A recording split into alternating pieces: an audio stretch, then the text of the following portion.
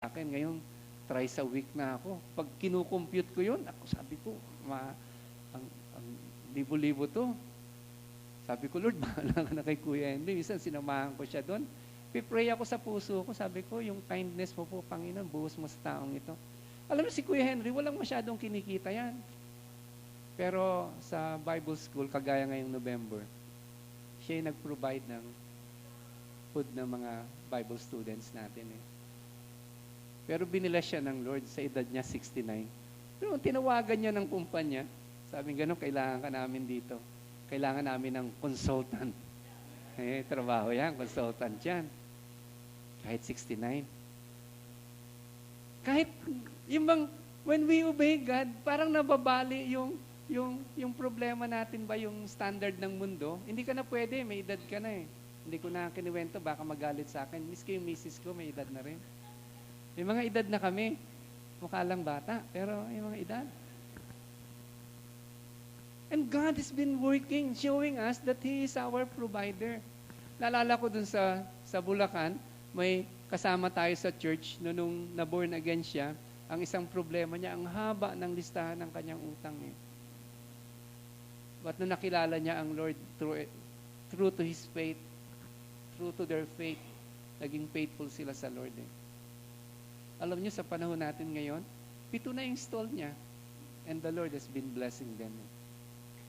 Sabi niya, hindi ako makapaniwala, Pastor, kung paano gawin eh. Kasi, as we are faithful to God, God will really provide for our needs. God will take good care of our needs. Kaya nga, sinasabi dito sa atin, there is no occasion for us to be worried about so many things. If we understand fully well that we are under the care of God. At nararanasan natin yung kasi hindi naman yung pananampalataya natin, hindi naman yung sa bibig lang eh. We believe God in our hearts. We believe His reality daily in our lives. Alam natin yung realidad ng Diyos kapag ka nasa lamesa na tayo, kumakain tayo eh. Alam natin yung realidad na yon. I'm very thankful to God. College pa lang ako, nakilala ko na siya. At bata pa lang ako, natutunan ko na magbigay sa Panginoon. Naalala ko kami ni Sen, nung bago kami mag-asawa, kinuha namin lahat yung naipon namin eh. Binigay namin sa Lord. Para sabihin namin, ipon ni Sen lahat, kinuha namin, binigay namin sa Lord. Para sabihin namin, Lord, kayo pong pundasyon ng pamilya namin eh. And I can say very truthfully at until this time, hindi kami kailanmang kinapos sa aming buhay. Hindi kami nangutang dahil wala kaming pagkain. Hindi kami nangutang dahil walang pang-tuition yung anak namin. Hindi ako nagsabi kahit kanino. Because God is our provider. Amen? Ang daming tao struggle ngayon. Papaano? Sabi nung Word of God, Matthew 6:33, kanina sinabi din, nabasa natin.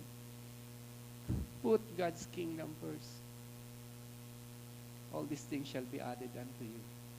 Hindi natin kailangan habulin yung biyaya ng Diyos ang hahabol sa atin. As we put our trust in God, ang buhay natin ay markado ng biyaya ng Diyos. It's better that way, brothers and sisters. Pag habol tayo ng habol sa biyaya, nakakapagod. Diba? Ang dami sa church, si Ate Norma, when she started to trust God, naging top-notcher siya sa kanyang kumpanya. Diba? We can see so many blessings being bestowed. Sa Antipolo, ganun din. May mga kapatid tayo doon. Because they have trusted God. They have given their lives to God. And they have given their fruit of their commitment to God. Ni-bless sila ng Lord. Many more. Ayoko magbanggit ng ibang tao dito kasi wala naman akong permission sa kanya. Si Kuya Henry nababanggit ko kasi body ko to. Laging ka-textmate ko at kasama ko minsan sa dialysis na sasama minsan ako sa kanya. God is our provider.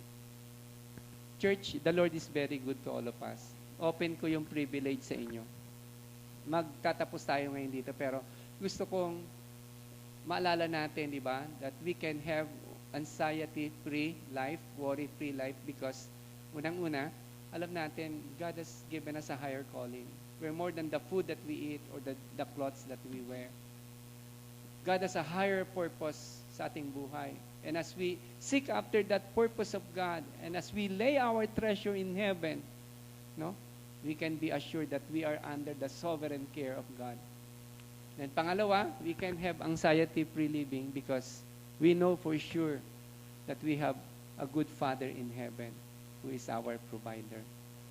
Sabi dun sa Hagay, may problema minsan ang Kristiyano, hindi natin nararanasan yung fullness ng blessing ng Lord kasi nagkulang din tayo. Kaya ngayong umaga, as I close, gusto kong i-challenge kayo.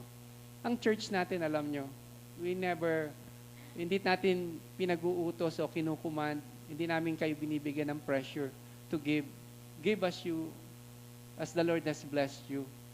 Pero ngayong umaga, may mga opportunities tayo pwedeng i-present sa inyo that you can support. No? Nasa sa inyo na yun if you want to support.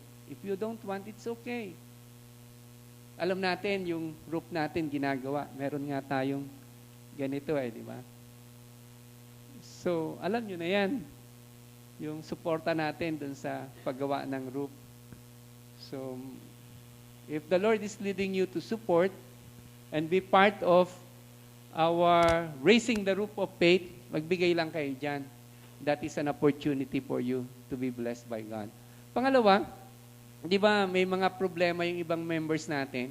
Pag madaling araw, pag umaga, walang sasakyan. We're praying for a church vehicle. Okay? So if you want to bless the Lord and bless our brothers and sisters na maaring minsan madaling araw, pupunta ng church kagaya ni Pastor Norman, sabi ni Pastor Norman, hindi ako pwedeng pumunta ng Dawn Watch ng maaga, Pastor, kasi sarado pa yung gate ng Vista Verde. Ang layo ng gate pala, maglalakad siya. Sabi niya, malilate ako ng konti. At marami sa atin, ganito yung sitwasyon. Mahal yung pamasahe, di ba? So, we are praying for a church vehicle. If the Lord is touching your heart, bigay lang tayo sa church vehicle, no? As the Lord would bless you. At meron din tayong mission fund. Ang mission fund, siya ay nagte-take care ng mga needs ng ating mga missions, mga daughter churches. No? So if the Lord is leading you, you can give to the mission fund. Any amount that you wish to give to the mission fund. Tapos, may pang-apat tayong opportunity na maaaring hindi alam ng marami sa inyo, but I would like to share this with you. Meron tayong CTC Bible School. Okay? Alam nyo ba yon? Hindi nyo alam. Pwedeng patayuin yung tatlo. Etong tatlong ito, si Raymond, si Jomel at saka si Pong, sila yung mga Bible students. Gusto nila magpastor. And they've been being trained dito sa church. Ginagamit natin, we have a Bible training center for pastor. We are using the book of Dennis Mock, no? Yung kanilang curriculum. And in few years, magiging pastor to mga to. Nalala ko, nung many years back, maraming church tayong na-plant. Makakaupo na kayo, thank you very much. Marami tayong church na na-plant, mga 10 yung na-plant natin. But because we lack leaders, pastors, nangyari, pagka nag-hire tayo ng pastors na hindi natin masyadong kakilala, iniiwanan yung gawain. Kaya nga, the Lord has led us to establish yung CTC Bible School. At dito sila tinuturuan. Next year, may darating na naman mga estudyante